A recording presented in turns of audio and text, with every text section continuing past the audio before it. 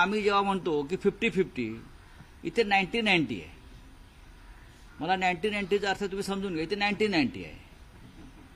एक 90 इंडिया गठबंधनकडे आणि एक 90 हरियाणा काँग्रेसकडे, भारतीय जनता पक्षाकडे. अर्थात हरियाणाचा पराभव हा दुर्दैवी आहे. इंडिया आघाडीचा विजय हा जम्मू काश्मीरमध्ये झालेला असं मी मानतो. पण हरियाणामध्ये इंडिया आघाडी जर झाली असती चांगल्या पद्धतीनं, इंडिया आघाडी, समाजवादी पार्टी असेल, आप असेल, एखादी जागा शिवसेनेला मिळाली असती, एखादी जागा एनसीपीला मिळाली असती, तर या सगळ्याचा परिणाम निश्चितच आपल्या इंडिया आघाडीला झाला असता. पण काँग्रेसला असं वाटलं की आम्ही एकतर्फी जिंकू, आम्हाला कोणाची गरज नाही. जिथे काँग्रेस कमजोर असते तिथे ती रिजनल पक्षांची, प्रादेशिक पक्षांची मदत घेते. हे भाजपचंच धोरण असतं. आणि जिथे काँग्रेसला असं वाटतं की आपण मजबूत आहोत तिथे ते स्थानिक पक्ष किंवा इतर पक्षांना महत्त्व देत नाही. या सगळ्याचा परिणाम हरियाणासारख्या निकालांवर होतो. नाहीतर हरियाणामधून भारतीय जनता पक्षाचा विजय होईल असा सांगणारा एकही मला कोणी व्यक्ती भेटली नाही का पत्रकार भेटले नाही. हरियाणातला पराभव हा दुर्दैवी आहे. पण यातून बऱ्याच गोष्टी आम्हाला शिकता येतील. देशातल्या निवडणुका आम्हाला एकत्रच लढाव्या लागतील. कोणी स्वतःला मोठा भाऊ छोटा भाऊ समजू नये. लोकसभेतलं यश हे इंडिया आघाडीचं यश आहे.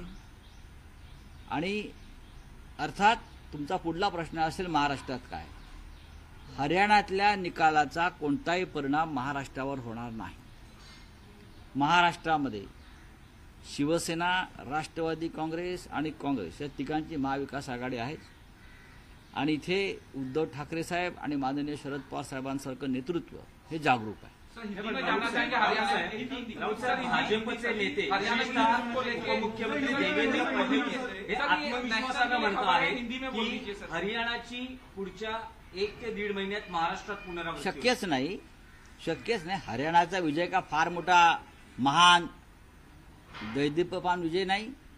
ठिकठिकाणी अपक्षाने फार मोठ्या प्रमाणात त्यांना उभे करून मतं घेतली. आपण पहा ना, हरियाणामध्ये आमच्या मतामध्ये विभाजन झालं.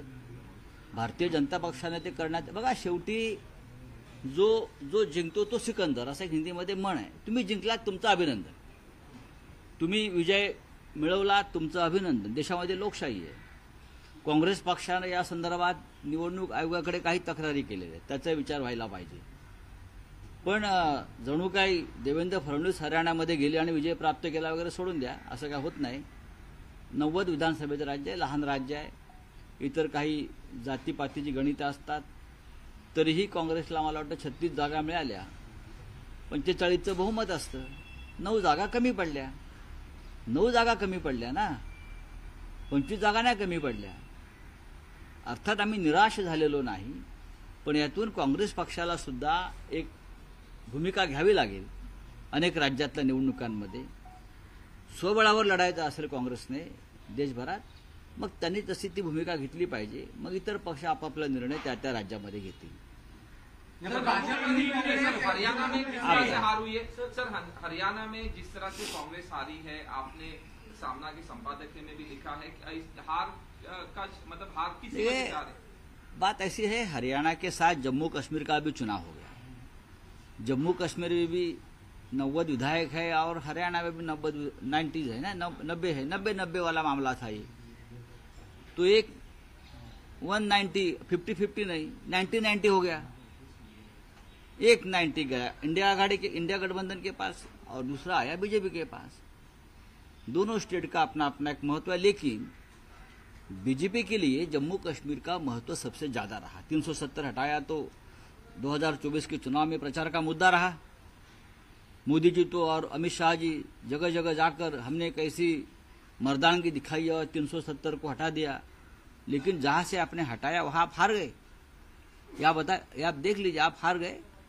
जम्मू कश्मीर में हम इसलिए जीते कि वहां इंडिया गठबंधन चुनाव लड़ रहा था उमर अब्दुल्ला जी के या डॉक्टर फारूक अब्दुल्ला जी के नेतृत्व में इंडिया आघाड़ी का विजय है। वहां कांग्रेस उनके साथ है और भी होते। हरियाणा में इंडिया गठबंधन नहीं बन पाया।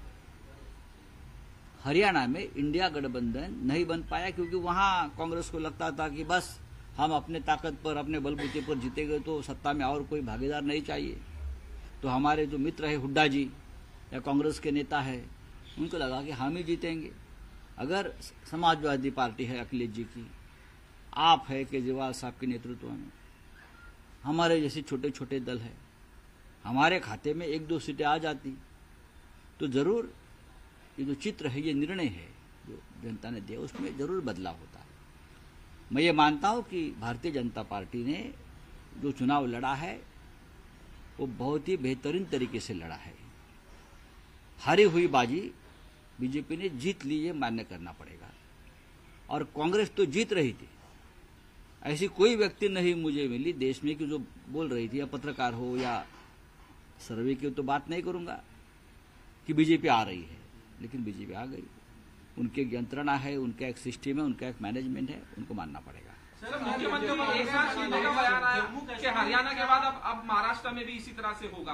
एकनाथ शिंदे तो उनको जाओ हरियाणा में बैठो, जैसे कि आपके वजह से चुनाव जीता है वहां। महाराष्ट्र की बात अलग है। महाराष्ट्र में उद्धव ठाकरे है, महाराष्ट्र में शरद पवार साहब है। ये एकनाथ शिंदे को भूलना नहीं चाहिए। जो वहां हो गया हरियाणा में, हरियाणा की बात हरियाणा तक रहेगी, महाराष्ट्र की बात महाराष्ट्र में रहेगी। यहां आप कुछ भी करिए, आप जीतने वाले नहीं है। यहां हमारी आघाड़ी है, हम एक साथ है, एक साथ रहेंगे और चुनाव जीतेंगे। सर, भाजप आणि काँग्रेसमध्ये जेव्हा मागील काही काळामध्ये निवडणुका झाल्या त्यामध्ये काँग्रेसला पराभव पत्करावा लागला, मात्र हे जेव्हा काँग्रेस अलायन्समध्ये निवडणूक लढवते तेव्हा मात्र काँग्रेसचा विजय होतो। याचा विचार काँग्रेस पक्षाच्या वरिष्ठ नेतृत्वाने करायला हवा की ज्या राज्यामध्ये काँग्रेस कमजोर असते त्या राज्यामध्ये काँग्रेसला इतर प्रादेशिक पक्षांच्या मदतीने निवडणुका लढायच्या असतात। पण ज्या राज्यामध्ये असं वाटतं काँग्रेसला की आपण मजबूत आहोत, आपली हवा आहे, तिथे मात्र काँग्रेस आपल्या सहकाऱ्यांना लांब ठेवते आणि मग त्याचा परिणाम हरियाणासारखे निकाल लागण्यावर होतो। हे आता हळूहळू याच्यावर सगळ्यांनी विचार केला पाहिजे। हरियाणातला निकाल बदलता आला असता, बदलू शकला असता, किंवा अधिक ज्याला कांटे की टक्कर म्हणतो ती होऊ शकली असती। काही पक्ष असे आहेत की ज्यांना तिथे महत्त्व देणं गरजेचं होतं। समाजवादी पार्टी असेल, आप तिथे निवडणुका लढते, आपच्या मतांचा तिथे काही टक्का आहे।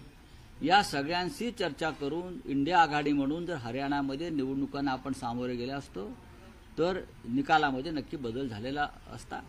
पण हरियाणाचा निकालाचा फायदा एक झाला की महाराष्ट्रामध्ये त्याच्यामध्ये आम्हाला काही दुरुस्ती करता येईल। महाराष्ट्राच्या निवडणुकांवरती परिणाम इतकाच होईल याचा की जे हरियाणातल्या चुका ज्या आहेत त्या महाराष्ट्रात होणार नाही। राव सर, म्हणजे असं समजावं का की महाविकास आघाडीत आता शिवसेनेची जागा वाटपात बार्गेनिंग पॉवर अजिबात नाही। हे असं आम्ही कधीच म्हणणार नाही। कोणाचीही बार्गेनिंग पॉवर वगैरे हे विषय जे आहेत हे आमच्या डोक्यात सुद्धा येत नाही। तसली बार्गेनिंग पॉवर महाराष्ट्राच्या प्रतिष्ठेच्या संदर्भात कोणतीही बार्गेनिंग पॉवर नाही आणि तडजोड नाही। राहुल साहेब, आणखी एक आहे की काल उद्धव ठाकरेंनी पुन्हा एकदा मुख्यमंत्री पदाच्या विषयाला हात घातला आहे। त्यांनी म्हटलंय की कोणालाही मुख्यमंत्री म्हणून जाहीर करा, माझी त्याला सहमती असेल, पाठिंबा असेल। माननीय उद्धव ठाकरे यांनी सांगितलं ते 100% सत्य आहे। जम्मू काश्मीरच्या निवडणुकीमध्ये ओमर अब्दुल्ला हा चेहरा होता। लोकांनी ओमर अब्दुल्ला आणि इंडिया आघाडीला मतदान केलं, हे मान्य केलं पाहिजे। हरियाणामध्ये सुद्धा जर चेहरा असा समोर आला असता, कदाचित, मला माहित नाही चेहरा समोर होता का नाही, तर कदाचित अजून काही बदल झाला असता। महाराष्ट्रासारख्या राज्यामध्ये लोकांना नेता हवा असतो। आधी निवडणुका लढायच्या, जिंकायच्या आणि मग नेता, हे धोरण लोकांच्या पचनी पडत नाही। माझा नेता कोण या राज्याचा, माझं नेतृत्व कोण करणार आहे, या राज्याला चेहरा कोणता आहे हे स्पष्ट केला। एकनाथ शिंदे हा चेहरा नव्हता, तो लादलेला चेहरा आहे। आता त्या चेहऱ्याने समोर जावं, भाजपने जाहीर करावं हा चेहरा आहे म्हणून, किंवा भाजपने जाहीर करावं की आमचे 3 चेहरे आहेत, जे आहेत 3 चेहरे, कोण फडणवीस, शिंदे आणि अजित पवार, या 3 चेहऱ्यांना घेऊन त्यांनी निवडणूक लढवावी। काही हरकत नाही ना, पण त्यांनी जाहीर करावा चेहरा, मग त्यांना कळेल. सर, हरियाणा की हार के बाद क्या एमपीए में यहाँ सीट शेयरिंग के ऊपर असर पड़ेगा? कुछ नहीं, कोई असर नहीं. सीट शेयरिंग का जो मामला है लगभग पूरा हो चुका है, लेकिन हमको कुछ सबक लेनी पड़ेगी. कुछ बातें ऐसी है जो हरियाणा में हुई है, जो नहीं होनी चाहिए थी, वो महाराष्ट्र में हमको दुरुस्त करनी पड़ेगी. एक उससे फायदा हो गया कि जो हरियाणा में जो गलतियां हुई, ऐसा लगता है, हमें लगता है, शायद कांग्रेस को नहीं लगता होगा. मैं इंडिया गठबंधन की बात करता हूं, मैं महाविकास आघाड़ी की बात करता हूं, तो महाराष्ट्र में उस हिसाब से हमको काम करना सर, पड़ेगा. आपने साफ तौर पे कहा कि रीजनल पार्टी का सपोर्ट नहीं लेती है कांग्रेस. रीजनल पार्टी के सपोर्ट शिवाय, सपोर्ट के बिना, चाहे कांग्रेस पार्टी हो चाहे बीजेपी हो, कोई भी देश में राज नहीं कर सकता. चाहे बीजेपी हो, आज बीजेपी की सरकार तो रीजनल पार्टी के ऊपर ही बनी है ना. रीजनल पार्टी अगर नहीं होती तो बीजेपी, आज मोदी जी प्रधानमंत्री नहीं होते. अगर रीजनल पार्टी नहीं होती तो अटल जी प्रधानमंत्री नहीं होते, मनमोहन सिंह जी प्रधानमंत्री नहीं होते. तो रीजनल पार्टी की जरूरत है और रहेगी. देवीकडे साकडं घातलंय शिंदे गटाकडे, पुन्हा एकदा मुख्यमंत्री एकनाथ शिंदे म्हणावे असे बॅनर देखील आता झळकायला सुरुवात झाली. हे भारतीय जनता पक्षाला हा नवस मान्य आहे का? हे नवसाचं पोर जे आहे, त्यांनी खरं म्हणजे नवस तिथे रेडे कापून करायला पाहिजे. त्यांची जी भूमिका आहे किंवा त्यांची जी श्रद्धा आहे ती वेगळ्या प्रकारच्या श्रद्धा आहेत त्या. पण ठीक आहे, प्रत्येकाला अशा प्रकारे आपल्या नवस वगैरे जे काय आहेत अंधश्रद्धामुक्त महाराष्ट्रातले ते त्यांनी करत राहावे. रावसाहेब, अजित पवारांची उमेदवारी बारामतीतून प्रफुल्ल पटेल यांनी जाहीर केली आहे. अनेकदा संकेत दिले होते अजित पवारांनी की ते बारामतीतून लढणार नाही, पण कार्यकर्त्यांचा आग्रह आहे आणि काल प्रफुल्ल पटेल यांनी ही उमेदवारी जाहीर केली. प्रफुल्ल पटेल त्यांच्या पक्षाचे अध्यक्ष आहेत, कार्याध्यक्ष आहेत, मोठे नेते आहेत. बारामतीची घोषणा त्यांनी दिल्लीतून केल्यासारखं मला वाटतंय. आता प्रफुल्ल पटेल साहेबांनी आमच्या घोषणा केल्यामुळे आता अजितदादा पवारांना पक्षाचा आदेश त्यांच्या मानावा लागेल आणि बारामतीतून लढावं लागेल. आता प्रफुल्ल पटेल यांनी अजितदादांना अडचणीत आणलंय की अजून काय केलं, हे महत्वाचं आहे पाहणं. सर, आपने कहा दिल्ली से घोषणा हुई अजीत पवार की, तो क्या इशारा है, बीजेपी की तरफ से घोषणा हुई? अजित पवार जी की पत्नी सुनीत्रा पवार जी को चुनाव लड़ना है बारामती से, ये निर्णय दिल्ली में हुआ था, और अजित पवार को बारामती से चुनाव लड़ना ये निर्णय भी दिल्ली से हुआ है. चलिए, thank you very much. Devendra Fadnavis तुम्हाला थेट विचारलंय की कसं वाटतंय तुम्हाला? भोंगा असं त्यांनी काल म्हटलं. सकाळचा भोंगा म्हटलंय की सकाळचा भोंगा रेडी होते, मात्र स्क्रिप्ट तयार होती, निकालानंतरची स्क्रिप्ट तयार होती. असं वाटत होतं की काँग्रेसचा विजय होईल. तुम्ही असे महत्वाचे प्रश्न सगळ्या शेवटी का विचारता? नाही, कारण मध्ये हिंदीमध्ये बोला, काय प्रश्न आहे आपला? देवेंद्र फडणवीस असं म्हणाले काल की सकाळचा भोंगा हा रेडी होता, त्यांच्याकडे स्क्रिप्ट रेडी होती, पण आता तुम्हाला कसं त्यांनी वाटतंय? भोंग्याचं महत्व समजून घ्यावं. मुंबईतल्या त्यांना जर मुंबईतल्या भोंग्याचं महत्व माहीत नसेल तर ते मराठी माणूस नाही. मुंबईतल्या गिरणीच्या भोंग्यानं या महाराष्ट्रामध्ये फार मोठी चळवळ उभी केलेली आहे, मराठी माणसाला जागरूक केलंय बरं का. आणि संकटाच्या समयी भोंगाच वाचतो, युद्धप्रसंगी भोंगाच वाचतो, ही जगभरातली प्रथा आहे. त्यांना भोंग्याचं महत्व, त्यांच्या पिपाण्या आहेत ना, पिपाण्यांना भोंग्याचं महत्व. भारतीय जनता पक्षाच्या पिपाण्या आहेत, त्या वाजत सुद्धा नाहीत, आणि त्या पिपाण्या सुद्धा बाहेरच्या भाड्याच्या असतात. फडणवीसांनी पिपाणी वाजून दाखवावी, तोंडातून फेस येईल त्यांच्या, आणि आता आलेलाच आहे. खरं म्हणजे त्यांच्या बाजूला ज्या दोन पिपाण्या आहेत, मिंदे आणि अजित पवार, त्यांच्यापुढे यांची पिपाणी सध्या वाजत नाही, आमचा भोंगा वाजतोय. आणि महाराष्ट्राची जनता भोंगा सकाळी 9ला ऐकतोय आणि त्यानुसार आपला कार्यक्रम ठरवते राजकीय. हे त्यांना माहिती आहे. भोंग्याला घाबरतात. मुंबईच्या गिरण्यांतून वाजणारा भोंगा यानं मराठी माणसाला कायम जागं ठेवलं. त्यांना भोंग्याचा इतिहासच माहीत नाही. त्यांनी जरा इतिहास समजून घ्यावा भोंग्याचा. जेव्हा जेव्हा युद्धजन्य परिस्थिती निर्माण झाली तेव्हा प्रत्येक वेळेला भोंगा वाजत आला या मुंबईमध्ये. मग स्वतंत्रता संग्राम असेल, इतर लढाया असतील, अत्यंत बालबुद्धीचे असे नेते आहेत देवेंद्र फडणवीस. त्यांचं वाचन फार तोकडं आहे.